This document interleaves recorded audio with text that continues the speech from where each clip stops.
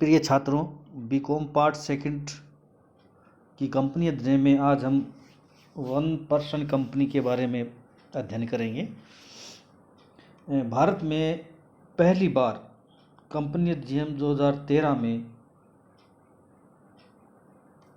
एक व्यक्ति कंपनी की अवधारणा को स्वीकार किया गया।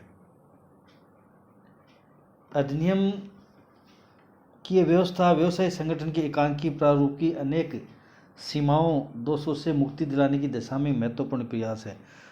भारत में 2013 के कंपनी अधिनियम में एक व्यक्ति कंपनी की स्थापना की अनुमति दी गई। उससे पहले यहाँ एक व्यक्ति कंपनी की स्थापना का कोई प्रोजेक्ट या कोई प्रावधान नहीं था। विदेशों में ज़रूर एक व्यक्ति कंपनी की स्थापना की जाती, लेकिन 2013 में पहली बार कंपनी अधिनियम के अंतर्गत इस तरह की कंपनी की स्थापना की व्यवस्था की गई और उसमें प्रावधान किए गए। हम इसमें एक व्यक्ति कंपनी के बारे में अध्ययन करेंगे।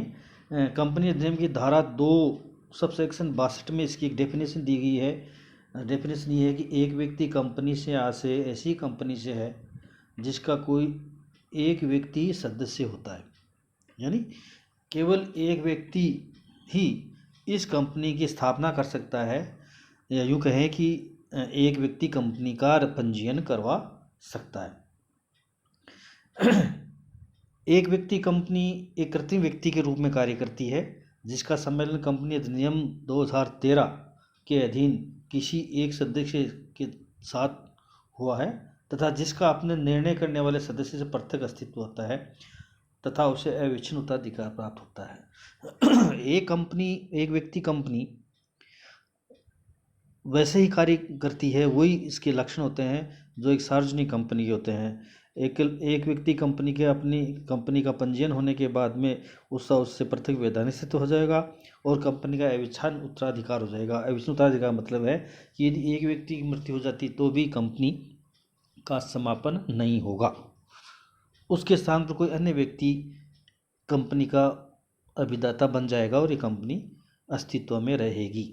कंपनी का समापन, एक व्यक्ति कंपनी का समापन भी कंपनी अधिनियम की व्यवस्था के अनुसार ही होता है, न कि सदस्य की मृत्यु पर या चले जाने पर। अतः इसका अविच्छिन्न उत्तराधिकार होता है, वैधानिक कृत्रिम रूप में कार्य करती है और स्वयं के नाम से अपना बिजनेस शुरू करती है।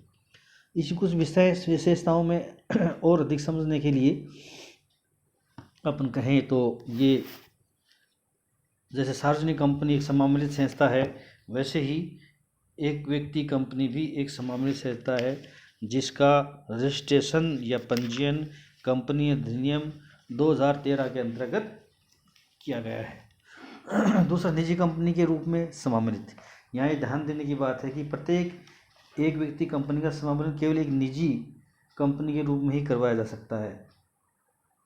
ऐसी कंपनी का किसी सीमित अथवा असीमित दायित्व वाली कंपनी के रूप में समामलन करा जा सकता है, यानी ये सार्वजनिक कंपनी के रूप में इसका समामलन नहीं होगा, बल्कि एक निजी कंपनी के रूप में ही इसका रजिस्ट्रेशन या पंजीयन करवाया जा सकेगा।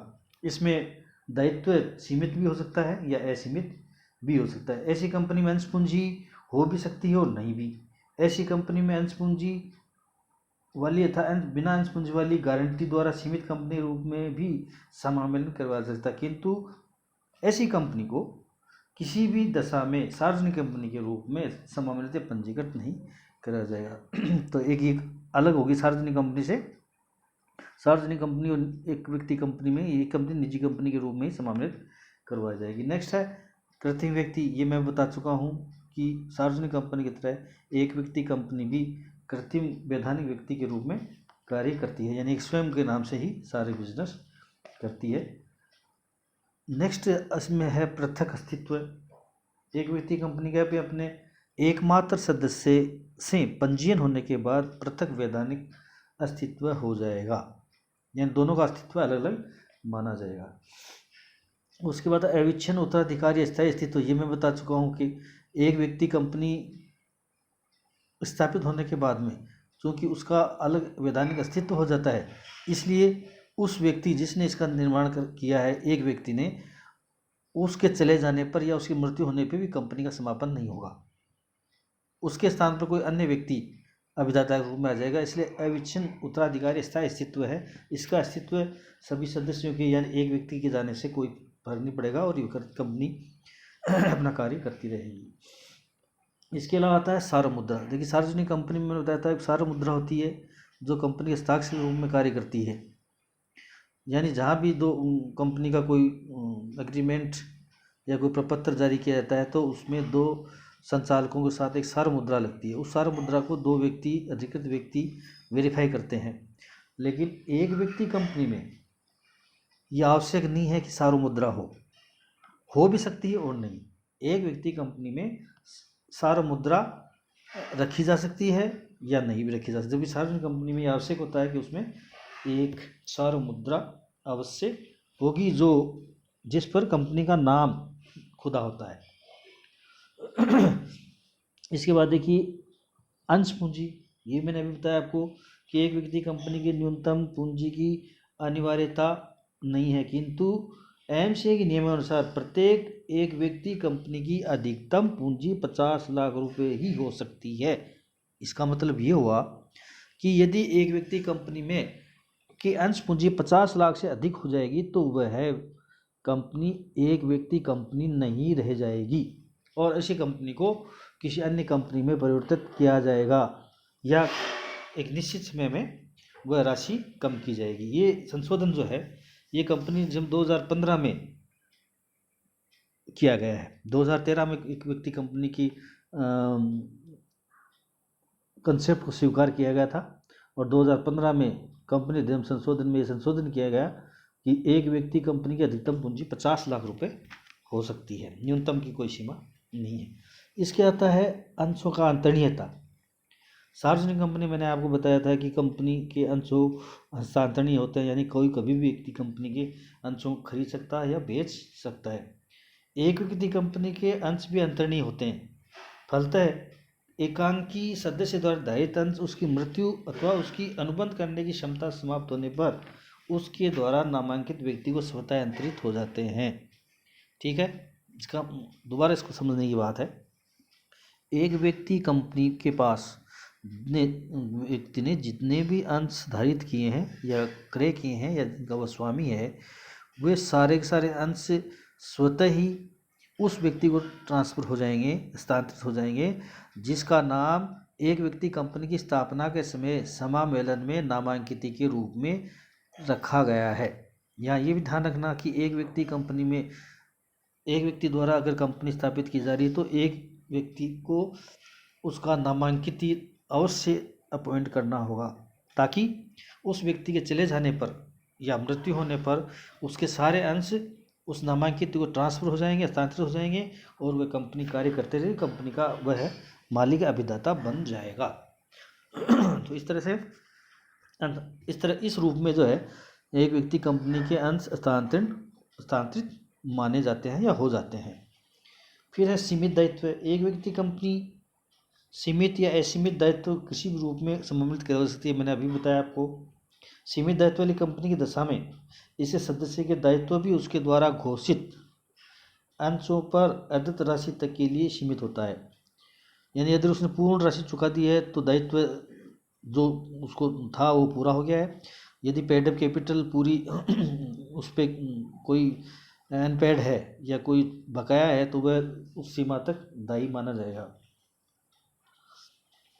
इसके बाद में है अनुबंध करने की क्षमता। प्रत्येक एक व्यक्ति कंपनी में भी अनुबंध करने की क्षमता होती है। उसकी यह क्षमता उसके सीमानी में अंतर्नियमों के सीमाने के भीतर होती है। एक सार्वजनिक कंपनी के कुछ अंतर्नियम और सीमा नियम होते हैं। सभी कंपनियों के सीमा नियम और अंतर्नियम होते हैं। अंतर्नियम और सीमा नियम बाहरी नियम जो मूल उद्देश्य जो जिनके लिए कंपनी की स्थापना की जाती है। तो एक व्यक्ति कंपनी में भी सीमा नियम बनाया जाता है और अंतर्नियम भी बनाया जाता है। तो ये कंपनी अपने सीमा नियम अंतर्नियमों की सीमा के भीतर अनुबंध करने की क्षमता रखती है, यानी कंपनी स्वयं के नाम से अनुबंध करती है। इसी तरीके से कर योग्यता। प्रत्येक एक व्यक्ति कंपनी का कोई भी व्यक्ति कानूनी रूप से वाद प्रस्तुत कर सकता है। स्वयं के नाम से वाद प्रस्तुत कंपनी करती है और कंपनी भी बाहरी व्यक्ति कोई भी कंपनी के नाम से वाद प्रस्तुत कर सकता है। नेक्स्ट है प्रबंधकीय दल या संचालक मंडल। देखिए प्रत्येक एक व्यक्ति कंपनी का प्रबंध संचालक मंडल द्वारा ही किया जाता है। एक व्यक्ति कंपनी के संचालन मंडल में न्यूनतम एक संचालक होता है, किंतु इसमें अधिकतम 15 संचालक नियुक्त किए जा सकते हैं। एक व्यक्ति कंपनी आवश्यक समझे तो अन्य कंपनियों की तरह एक विशेष संकल्प या प्रस्ताव पारित करके अपने संचालन मंडल के संचालकों की संख्या 15 से अधिक भी कर सकती है। न्यूनतम सदस्य संख्या होगी 1। वही व्यक्ति उसका अभिदाता होता है, वही उसका प्रथम संचालक होता है। लेकिन वो चाहे तो अपने अंत नियम व्यवस्था करके कंपनी अपने संचालकों की संख्या 15 या 15 से अधिक भी कर सकती है। नेक्स्ट है स्वतः उत्तराधिकार। एक व्यक्ति कंपनी की एक खास बात ये होती है कि इसमें जो व्यक्ति इसको स्थापित करता है या एकांकी व्यक्ति होता है, यदि उसकी मृत्यु हो जाए या उसके अनुबंध करने के अयोग्य हो जाने पर उसके नॉमिनी या नामांकित व्यक्ति को सभी अंश एवं उस पर लाभांश तथा अन्य अधिकारों का हक प्राप्त हो जाएगा, स्वतः प्राप्त हो जाता है। ये इस अधिनियम के अंदर व्यवस्था की गई है। उन सभी दायित्वों के लिए भी उत्तरदायी वही होगा। कौन? नामांकित व्यक्ति ही दायित्व के लिए उत्तरदायी होगा। जो लाभांश को लेता है, अंश उसको होते हैं, तो दायित्व भी उसी का होता है। कोई भी कंपनी का दायित्व बकाया रहता है तो वह उसका एकांकी सदस्य के रूप में वह दायी माना जाएगा। तो ये कुछ बातें हैं जो एक व्यक्ति कंपनी की विशेषताओं से हमें ये समझने में को मिलता है कि ये कंपनी किस प्रकार से स्थापित और क्या क्या इसकी विशेषताएं। इसके अलावा सार्वजनिक कंपनी की तरह देखिए इसमें और भी कुछ लक्षण हो सकते हैं, जैसे प्रत्यक्ष संपत्ति। कंपनी अपने नाम से, अपना स्वयं की नाम से संपत्ति क्रय करती है, वो उसकी खुद की संपत्ति होती है। वैधानिक दायित्व कंपनी का भी, जैसे एक व्यक्ति कंपनी, सार्वजनिक कंपनी के कुछ दायित्व होते हैं, वैधानिक दायित्व जो सरकार के प्रति हैं या किसी संस्था के प्रति हैं, जो लीगली उनको पूरे करने होते हैं, वो भी एक व्यक्ति कंपनी भी करेगी। प्रत्येक कंपनी का एक रजिस्टर्ड ऑफिस होता है जिसको निवास स्थान कहते हैं, वो इसमें भी होगा। राष्ट्रीयता, एक पंजीकृत कंपनी या रजिस्टर्ड कंपनी का एक राष्ट्रीय चरित्र होता है। यानी जिस देश में वह व्यवसाय करती है वो वही उसका चरित्र माना जाएगा। इसके अलावा पृथक वैधानिक अस्तित्व और एक वैधानिक कृत्रिम होने के नाते